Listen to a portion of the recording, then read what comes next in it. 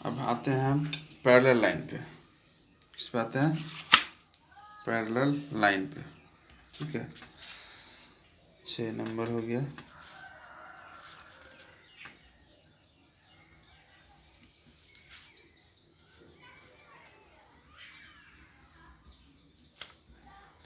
Line, parallel line क्या बोलते हैं इसको? समांतर लाइन। हिंदी में क्या बोलते हैं? समांतर लाइन। ठीक है, पैरेलल लाइन को कैसे हम यूज करेंगे? एक ये हो गया और एक ऊपर ले लेते हैं। तो यहाँ ए हो गया, ये बी हो गया, ये सी हो गया और डी हो गया, और इसका बीच का डिस्टेंस सब जगह सेम रहेगा। पी है तो पी तो पी हो जाएगा। ठीक है, तो पैरेलल लाइन में क्या है कि पैरेलल लाइन का सिंपल सा परिभाषा यही है कि जब दो लाइन या दो रेखा एक दूसरे का बीच का डिस्टेंस जो है ना सेम मेंटेन करते रहता है, मतलब सभी जगह डिस्टेंस क्या होता है, उसका बीच का डिस्टेंस क्या होता है, सेम रहता है, और वो एक दूसरे को, ये लाइन और ये लाइन एक दूसरे को कहीं पे काटती नहीं है, उसको क्या कहते हैं? पैरेलल लाइन या समांतर लाइन कहते हैं। इंग्लिश में है और हिंदी में है। ठीक है, तो लिखते हैं इसका परिभाषा। और इसका बहुत अच्छा एग्जांपल ये है कि आप ट्रेन का पटरी आप देख सकते हैं, दोनों का बीच का जो डिस्टेंस होता है सब जगह सेम होता है, और ये एक दूसरे के पास कहीं पे भी जुटती नहीं है। ठीक है, अगर जुटेगी तो ट्रेन तो या तो ब्रेक हो जाएगा या तो पटरी टूट जाएगी। ठीक है, तो देखिए क्या है कि यदि दो रेखाएं एक दूसरे को, यदि दो रेखाएं एक दूसरे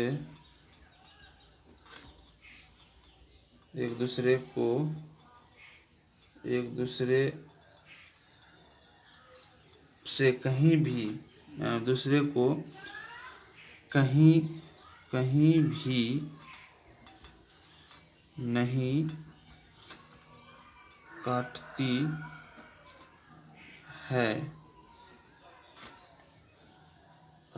है और उसके बाद लिखते हैं और उनके बीच की दूरी हमेशा बराबर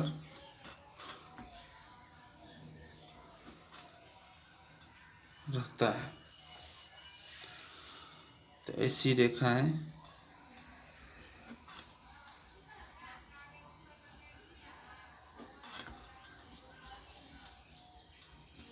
समांतर रेखा लाती है। ठीक है, ये तो हो गया समांतर रेखा, सिंपल सा है। 7 नंबर चलते हैं। अब क्या है?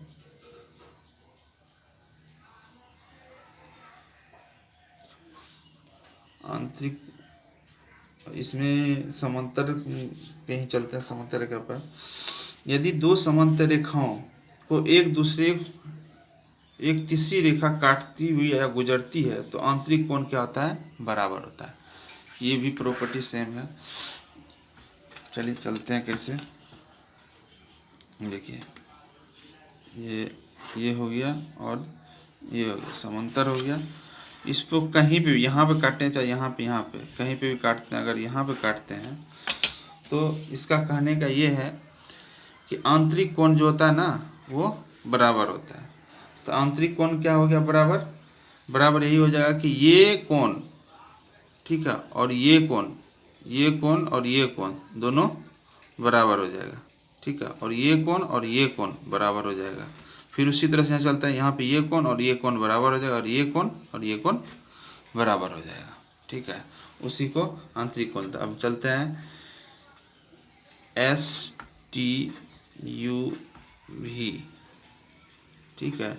और यहाँ पे चलते हैं ABCD, ठीक है, हो गया। अब यहाँ पे हम पहले तो एक परिभाषा लिख देते हैं। यदि दो समांतर रेखाओं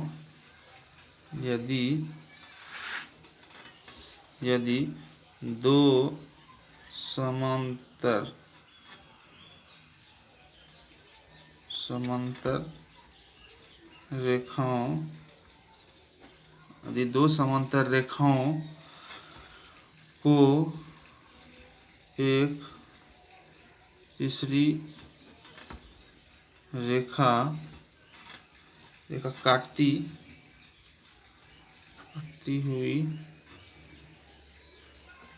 हुई गुजरती है तो आंतरिक कोण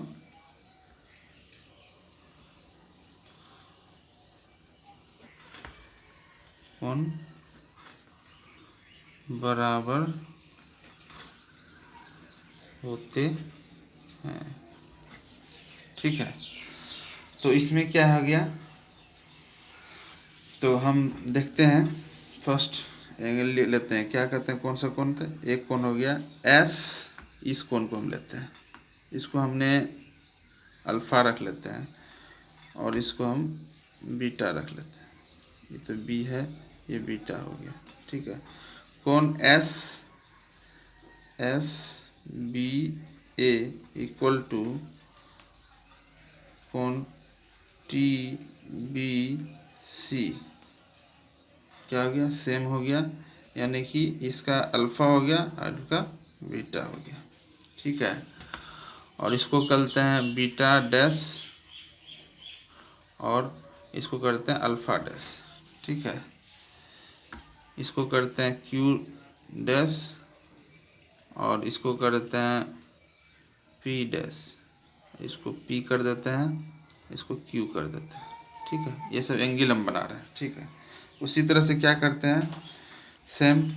अब तो ये हमारा ये से हो गया, अब अल्फा चलते हैं। अब इधर से चलते हैं, इधर से, तो कोण एस बी सी कोण ए बी टी, ठीक है। तो यहाँ पे क्या हो जाएगा, अल्फा डैश बराबर बीटा डैश, ठीक है। क्या हो गया, अल्फा डैश और बीटा डैश। सेम उसी तरह से चलते हैं। अब नीचे का भी एंगल हम चलते हैं, तो नीचे का क्या है, यू सी कोण U C D equal to U C D, इधर का एंगल हो गया तो ये एंगल इधर का हो जाएगा सेम, तो क्या हो जाएगा बी सी भी, ठीक है। तो पी, तो क्या हो जाएगा P dash Q dash, same हो गया। उसी तरह से कौन चलते हैं, अब ऐसे ऐसे ऊपर की तरफ चलते हैं, तो कौन U C B equal to नीचे की तरफ चलते हैं, तो कौन क्या हो जाएगा, कौन हो जाएगा डी सी भी। इसका मतलब क्या हो जाएगा, एंगल क्या हो जाएगा, पी और क्यू दोनों बराबर है। तो कहने का मतलब क्या हुआ कि आंतरिक कोण जब सेम होगा तो एंगल जो होगा ना, ये अगर इधर से एक एंगल देखते हैं तो ये दोनों सेम हो जाएगा, और इधर से जब देखेंगे तो ये दोनों सेम हो जाएगा। फिर उसी तरह से ये और ये सेम होगा और ये सेम होगा। थैंक यू फ्रेंड्स, क्वेश्चन बन के तैयार है, ठीक है फ्रेंड्स। शेयर कीजिए, सब्सक्राइब कीजिए और कमेंट करना नहीं भूलिएगा।